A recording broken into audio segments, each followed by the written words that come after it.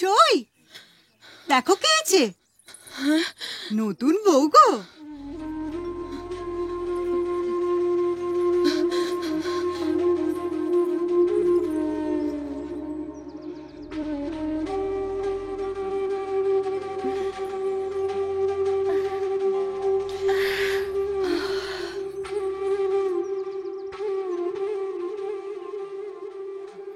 দেখলে দেখলে দেখলে কেমন তারা অপমান করলো, একবার দেখলে?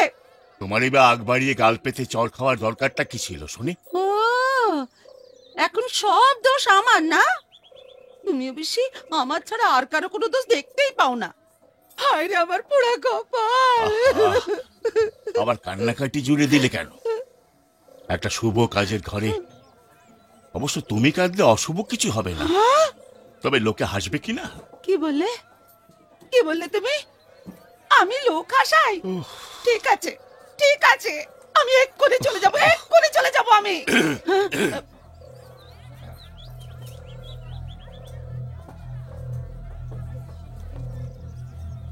আগে বলছি কি, আপনাদের গাড়ি তৈরি, কিন্তু মা বলেছেন আপনাদের অবশ্যই খেয়ে যেতে হবে, না হলে গৃহস্থের অকল্যাণ হয়। শুনলে শুনলে তুমি? বলি আর কত অপমান সইবে? সে তো তুমি নিজে গুনেই শুনছো আর আমাকেও শোনাচ্ছ। অপরাধ নেবেন না। বলছি কি, আপনারা তবে? আমরা খেয়েই যাব, আগে আপনি ব্যবস্থা করুন। আচ্ছা। তুমি? দোহাই তোমার, আজ অন্তত আমার কথাটা শোনো।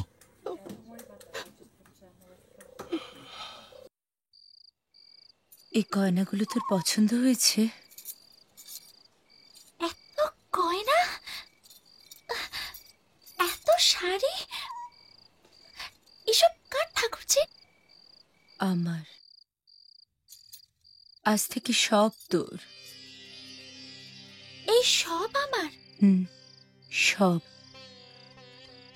আমি বিধবা, এসবের আমার কি প্রয়োজন বল? তবু দাদা আর মা চাইতেন তাই।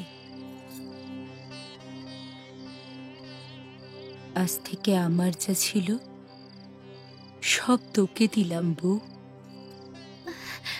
আচ্ছা, জানো তো ঠাকুরজি, তুমি না খুব ভালো। বাবা মরে যাওয়ার পর থেকে সবাই বলতো আমার নাকি কপাল পোড়া।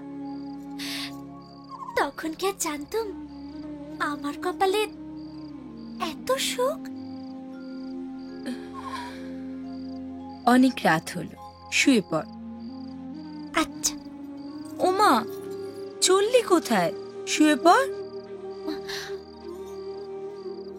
পালঙ্কি শোয়ার অভ্যাস আমার নাই ঠাকুরজি। আয় শোন, কাল থেকে তো দাদার সাথে পালঙ্কেই শুতে হবে। নে, শুয়ে পড়।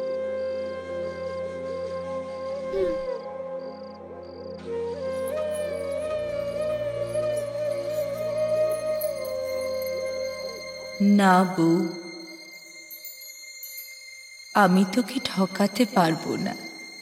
স্বামীর সুখ পাওয়ার অধিকার আছে তোর। তুই আর আলমশাই না, না, যোগ্য দাদা, সুখী হ। ঈশ্বর আমাকে যোগ্য দাদার থেকে দূরে থাকবার শক্তি দাও।